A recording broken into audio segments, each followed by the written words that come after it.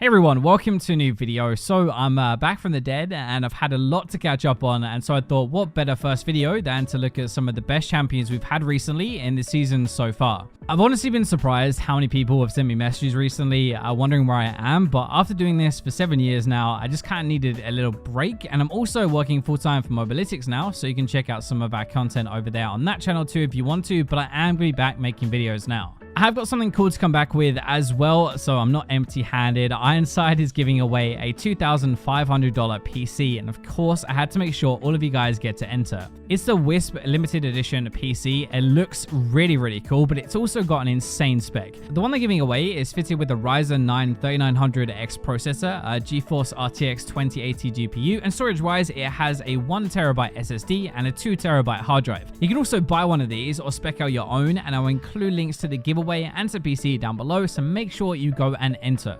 I'm going to change this up a little bit. I normally always do AD carry stuff first because that's the role I play normally, but we're going to start at the top and work our way down. So probably the most overpowered champion in Season 10 so far has definitely been Garen. Ever since that rework with the attack speed coming in a bit more, it's opened up so many more builds. The first thing I did when I came back is how to look through like all the champions and see how they're doing and stuff, but he just doesn't have any bad matchups. Even range is okay because of the passive regen, so your lane phase is pretty good. Your mid game is pretty good, and you only fall off late game a little bit. Normally when we look at win rates, like champions spike up and down a ton at different points during the game, normally around items or levels or something like that, but Garen is just very steady and very good until super late. He's tanky anyway. He does really good damage now, especially with the damage build. You can finish people with your ultimate if they risk staying as well, so you've actually got a lot of burst. You've got your shift for that, but if you want to go for Phantom Dancer instead or Sterak's instead, you can make it so you can't really burst him, and even after the nerfs to attack speed, it really didn't do very much. He's good versus tanks with the armor shred as well, so he can burst squishy targets, he can kill tanks as well. There's honestly no reason not to play Garen right now if you're maining top lane. So Darius is another one where he's just super good right now. Like the tower plate changes at the start of the season came in,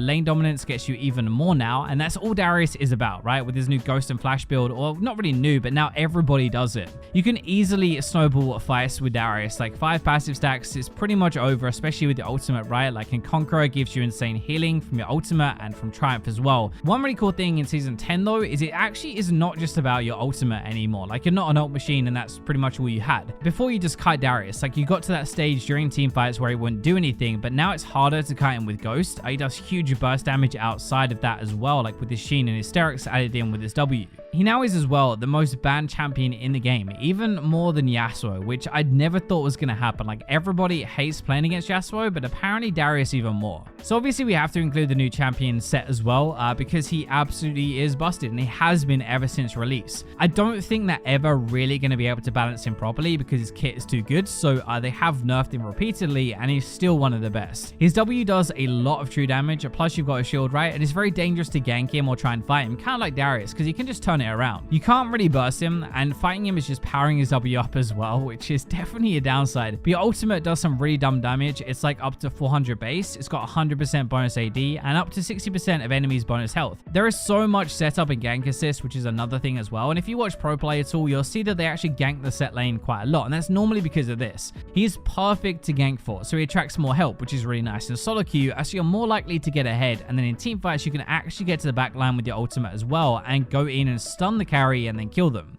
So let's go into our jungle stuff, and first one, obviously we have to talk about Echo. He's a superstar jungler for a while now, ever since he kind of burst onto the scene. Like he got those changes which we thought, oh, that's pretty good for jungle, and it has been. He's got very easy clear. He can stun entire enemy camps so he doesn't take too much damage, which is really important as a mage and why we don't really have that many mage junglers normally. You got pretty good ganks actually. You sit in a bush, you use your W, your E on them as well. If they don't have flash, they're pretty much dead. It's as simple as that, and you can get ahead really early. Your mobility as well is going to allow for like easy escapes if you get caught, easy chasing as well, so you're not really easy to shut down if you get rolling, and you're not easy to get away from. He is definitely like Mr. Steal Your Baron or your Dragon or your life, I guess, as well, but there is no Baron fight that is going to be a 50-50 if Echo is alive. He will stun, steal, and then ult back out. Echo's obviously really good at bursting single targets out of team fights, like really safely as well with his ultimate. Like it's very easy to dive into the backline, and then once he gets his Lich Bane, that becomes way worse too.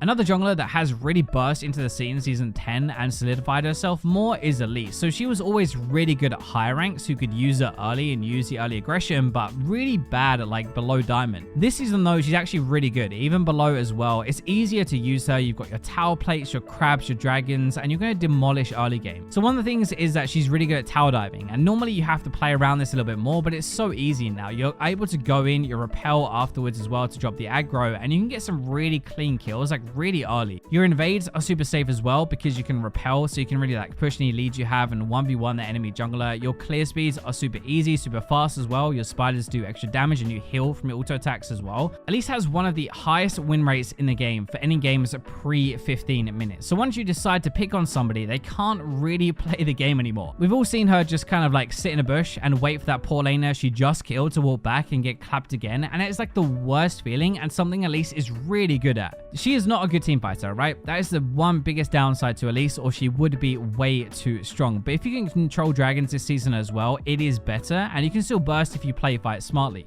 The last one I want to talk about has really come through the tank buffs. So we had these buffs, a lot of really good, like Warwick is really good with Cinderhulk now, and we have Rammus is good as well, but Zac is definitely kind of overpowered or on that level. He is really easy ganks right now. You E over a wall, over their walls as well. Aftershock makes you really tanky, so they can't really turn it around, and you run around pressing your W or even pull them back in with your Q. One of the things as well that is really good that like other champions can't really do or don't do is building a Warlock seconds. Like it's actually really good for the health regen anyway. It buffs up the rest of Zac's kit, which is really good, but it is the gift that keeps on giving. Like it makes him really hard to kill, and he can duck out fights, heal, and then go back in. He does have a terrible early game, like that is the downside of Zac, but he really shines after like 20 minutes. It's super hard to kill once he has that Warmox. He's going to knock you about, he's going to stun you, flip you around, damage you as well, and he's going to shrug off whatever you throw at him. It definitely wastes a ton of your time in fights, and that's the biggest thing. Like the whole point as well of that is just that his team is going to be bashing your front line, and he won't die before they do, so it gives a massive advantage to his team. So let's jump into our mid lane then, and the first one we have to talk about obviously is going to be Diana, right? After the rework, she's absolutely insane. Who knew giving her a dash in the lane phase was going to be so good? She is super mobile now with her E, right? She can engage, she can escape ganks if she wants to as well, but it gets her more kills early than before, and that's kind of the biggest thing. There are very few matchups that she actually loses. Mages, she's going to burst, get on top of. Assassins, she can live a bit longer than they can, but she can kill them just as quick as well. You can kind of get through like harder lanes with your W shielding. Our lane phase used to be like the worst phase of the game for Diana, but now technically it's our highest win rate, which is just crazy. You have your Conqueror as well. You can abuse that. Super easy to stack with your passive attack speed, so it's not all burst, and you actually have like another side now. She's not just one-dimensional like she was before.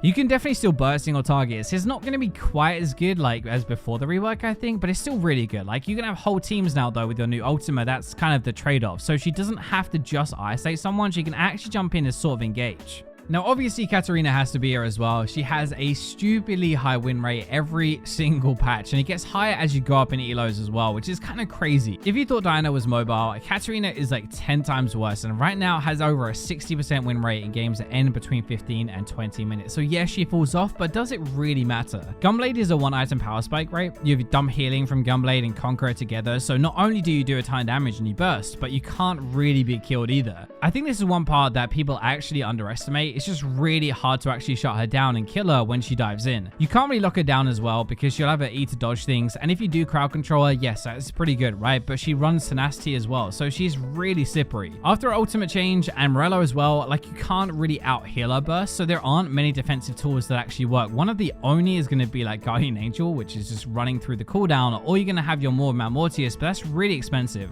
Last up, I think AP Assassins are like definitely in right now because I kind of struggled with it for the last one for mid lane, but there's only one champion that has been S tier with Diana every single patch since the season started, and that is Fitz. Somehow he has managed to skirt around being nerfed. So far, at least, he is an absolute terror at lower ranks and probably needs some kind of tuning. He's probably one of the easiest assassins to play, maybe next to Diana, I guess, but you hit your ultimate. It's a very short, simple combo after, and that insta-dead. He's got really good early game once he actually does hit level 6, before that's a bit sucky, right? But then you can kill almost any mage if he lands ultimate, and then if you get behind, even tower is not going to save you. That snowballing is kind of like a big part of it, right? It's so hard to play against him, so punishing as well, but it doesn't exactly get much easier throughout the game. He is actually one of the few assassins who still has pretty good win rates, like later into the game as well. Like normally you're kind of needing to get ahead or it's pretty doomed. Fizz can actually delete and dupe more in team fights as well. That is a big part about it. Like not only do assassins need to go in and kill stuff, but they need to really survive, or ideally survive afterwards and kill someone else. So let's go into AD carries, and first up we have to talk about Misfortune, right? This is one I abused the diamond in the first place, even though I think I decayed after that little break I took,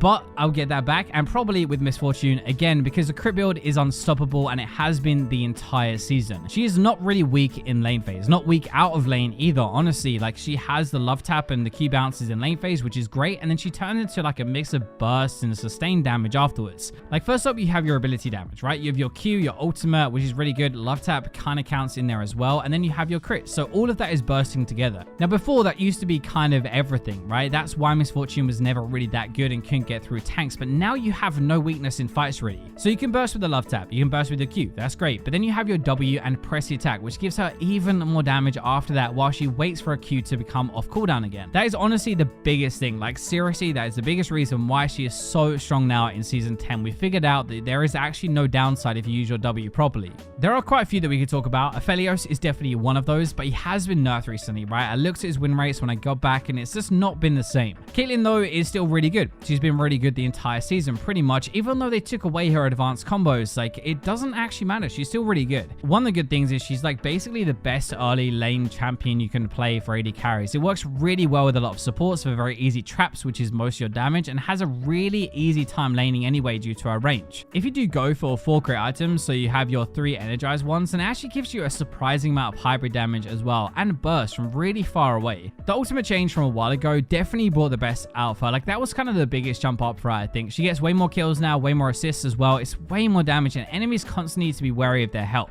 Late game, she is definitely going to carry. The only way you stop that is you have to jump on top of her, right? Otherwise, she is just going to 1v9 the fight. With Guardian Angel and Phantom Dancer as well, it's not easy to shut her down, so she just stands a really good chance of carrying if you get to that late game point. Last up is kind of a late bloomer for us, right? Like Ezreal finally found a way to make Conqueror work properly with a Keystone or Lethal Tempo, I guess, and actually found a good build. It's kind of safe to farm it out early in lane-ish, but you're still tragically bad early game, and there is honestly no nice way to put that. It's just terrible. You've got your presence of mind, you've got your tier, so you can ability spam like over and over, stack up your tier really fast, which is really good, but Trinity Force now is by far the best way to go. This is kind of how Ezreal has come back, honestly. You get this, you get your Mana Immune transformed about the same time, and you absolutely pop off. You can't really stop Ezreal that easily either, because a lot of his damage is going to be AP and AD, so he is very solo carry orientated. I think that's kind of why everybody loves him. Your team fights are also very safe. This is another part of it. You have your E, your cooldown reduction from your Q, but you kite 4 days. You have really good damage and from very far away, so you don't really need your team.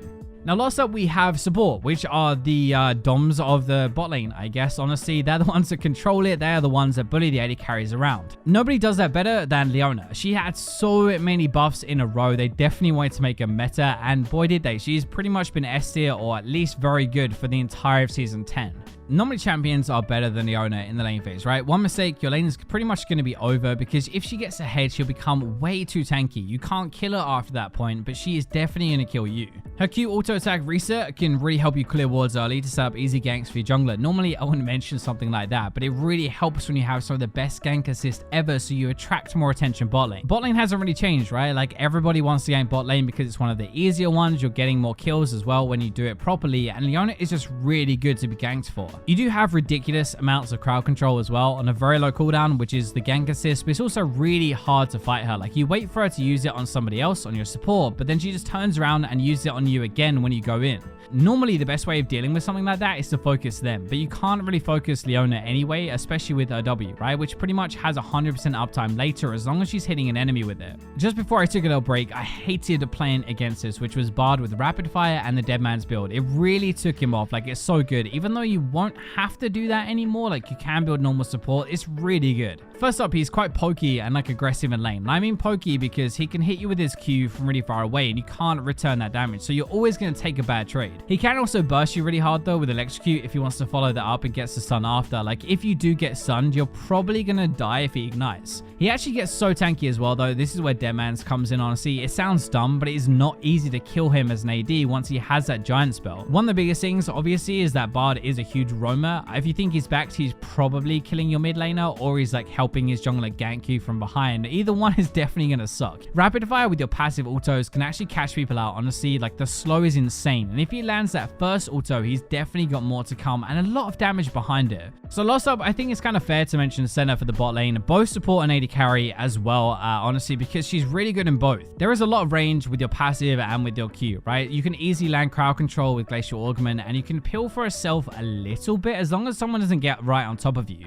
If you do want to play her AD, then most commonly you're going to find like Tahm Kench and Taric as a support, like make her super safe basically, which arguably is actually even better as well. Most stat sites will have support Senna as really overpowered, right? And I thought, like, why would that be? But then I looked into a bit more and it's because they actually confuse the stats around. She starts with a support item normally, so actually the support win rate is for AD carry. The whole point in lane though is you have a really pokey lane, right? You're kind of bursty outside once you get a few stacks and everything. You have good setup and protection as well with your shout, but as long as you're almost preemptive with it. If somebody gets on top of you, you're definitely dead. Like, you have no dash, no way to get away from it, but if you use it before they get on top of you, it's actually really good.